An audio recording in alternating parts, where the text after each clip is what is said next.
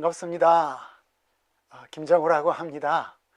한국신학정보연구원 원장입니다. 총신신대원에서 오랫동안 구약학을 가르쳤습니다. 제가 오늘 유튜브 세계에 처음 들어갑니다.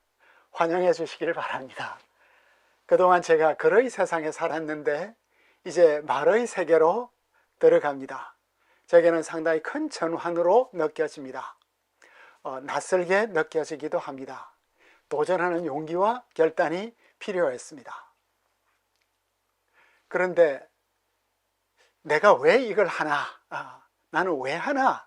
하는 질문이 제 속에 있었습니다. 이제는 좀 소통을 해야 되겠다. 그 소통의 필요성을 느끼게 되었습니다. 오랫동안 성경을 공부를 했는데 내가 공부한 걸 이제 좀 나누어야 되지 않겠나? 한마디라도 이 세상에 좀 도움이 되어야 되지 않겠냐는 생각을 하게 되었습니다. 그리고 또 세상도 변했습니다. 코로나 팬데믹으로 대면 세상에서 비대면 세상으로 넘어가게 되었습니다. 4차 산업혁명 시대가 그냥 훅 들어온 느낌입니다. 그래서 새로운 매체로 세상과 좀 소통을 해야 되겠다, 이런 생각을 하게 되었습니다. 아무래도 글로 하는 것보다 말로 하면 좀 더 직접적이고, 그리고 또 생동감도 있고, 그리고 좀 더 입체적일 것 같은 느낌이 듭니다. 저희 이사야 강의는 지난 2년 동안 한국신학정보연구원에서 개최한 이사야서 주해와 설교 세미나의 강의에 기반을 두고 있습니다. 우리 연구소가 1993년에 설립이 되었는데 그동안 많은 목회자들과 교회들이 참 저를 믿고 후원을 해 주셨습니다. 이제 은퇴다 하고 나니 뭘 좀 보답을 해야 되지 않는가, 갚아야 되지 않는가, 이런 생각이 들게 되었고, 제가 참 1년 내내 연구하고 묵상한 것을 우리 목사님들과 또 지인들과 함께 나누고 싶어졌습니다. 코로나로 너무나 우리 모두가 위축되어 있는데 농축된 말씀을 나누면서 은혜를 좀 받고 싶었습니다. 그래서 2020년에 우리가 처음 했고, 그 다음 2022년에 두 번을 했는데, 2020년에는 1장에서 12장, 그리고 40에서 55장을 했고, 올해 2022년에는 13장에서 39장, 그리고 56장에서 마지막까지 하게 되었습니다.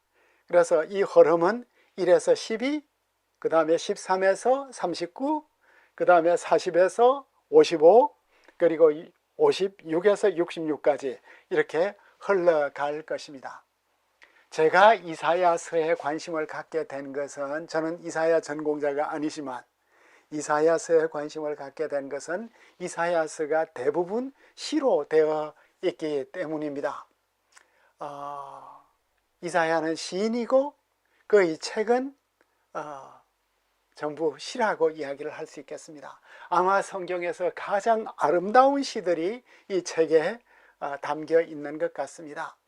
시는 함축적이고 그래서 난해하기도 합니다.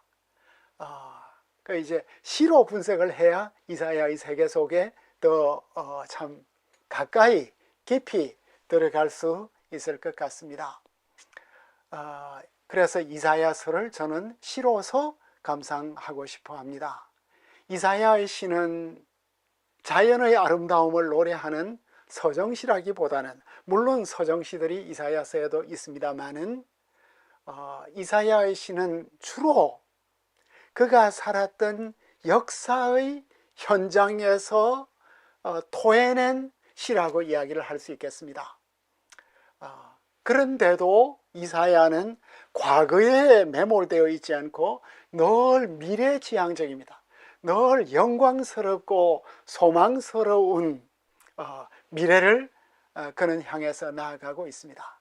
그래서 우리는 이사야서를 공부를 하면서 이사야 선지자의 역사적 현장과 그리고 그의 꿈을 시로서 느껴보려고 합니다.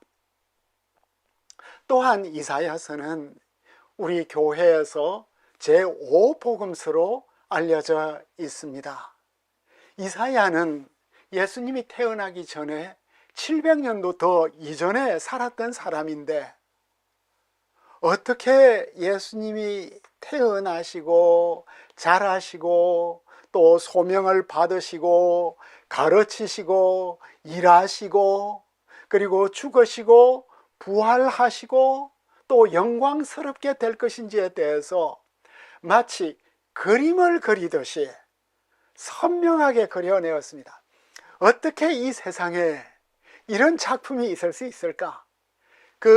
이 책의 힘이 참 우리를 압도하고, 그래서 핸델의 메시아도 그 가장 아름다운 아리아들은 이사야서에서 다 가져오게 되었습니다. 만약에 이사야서가 없었다면 예수님은 어떻게 자신을 메시아로 표현을 할 수 있었을까? 이사야서가 말하는 메시아처럼 자신을 표현할 수 있었을까 하는 생각을 해보기도 합니다. 사실 이사야서는 신약 성경에서 시편과 함께 가장 많이 인용이 되고 또 인유되고 있는 책이기도 합니다. 예수님은 이사야서를 너무나 사랑하셨고 또 이사야서로 자신을 설명했습니다. 사도 바울도 성경대로 그리스도께서 우리 죄를 위하여 죽으시고 성경대로 사흘 만에 다시 살아나셨다. 고린도전서 15장 3절 말씀이라고 있는데, 바울 역시 다른 어떤 책보다 이사야서를 많이 묵상하고 연구하고 전한 것으로 보입니다. 그래서 우리가 이 세미나를 통해서, 이 강의를 통해서 이사야서를 통해서 예수님을 만나보고 또 더 가까이 만나보고 친밀하게 만나보고 대화하고, 그리고 이 선지자가 그 열어주고 있는 이 큰 세계를 보고, 또 이사야서는 시온에 대해서 말하고 있는데 시온은 바로 우리 교회에 대한 설명이 되겠습니다. 교회의 삶과 또 우리의 실상을 보고자 합니다. 저는 이사야서를 이 강의에 나갈 때 장별로 또 장 안에서 절별로 이렇게 흘러갈 것입니다. 그런데 가끔 새로운 창을 여는데 두 개의 창을 열게 되었습니다. 하나의 창은 신약의 창이고 두 번째 창은 교부들과 교회 해석의 창입니다. 우리는 신약을 통해서 늘 그 구약 시대를 보면 참 우리에게 멀리 느껴지고 참 어둡게 느껴지고 동굴 안에 들어가 있는 느낌인데, 신약의 밝은 빛을 이렇게 이사야에 한번 확 비추어 보고 싶습니다. 그러니까 이사야서 자체에 우리는 천착하겠지만 이사야서를 보면서 신약의 빛을 이렇게 가끔 뿌려주고, 그리고 교부들의 글과 교회의 해석을 보는 이유는 그들은 이사야서를 또 성경 말씀을 굉장히 실존적으로 묵상한 분들입니다.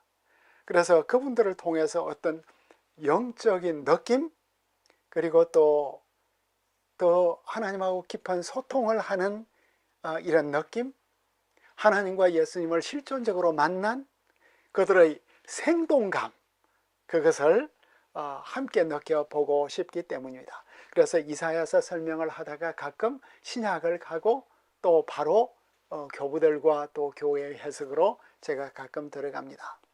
저희 관심은 우리가 좋아하는 이사야서 그냥 보고 끝나는 게 아니라 이사야서 전체를 보는 데 있습니다.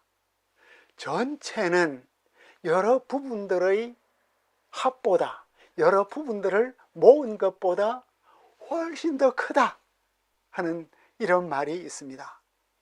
한 말씀, 한 스토리도 중요하지만 전체를 보면 큰 세상을 보고 놀랄 수 있을 것입니다.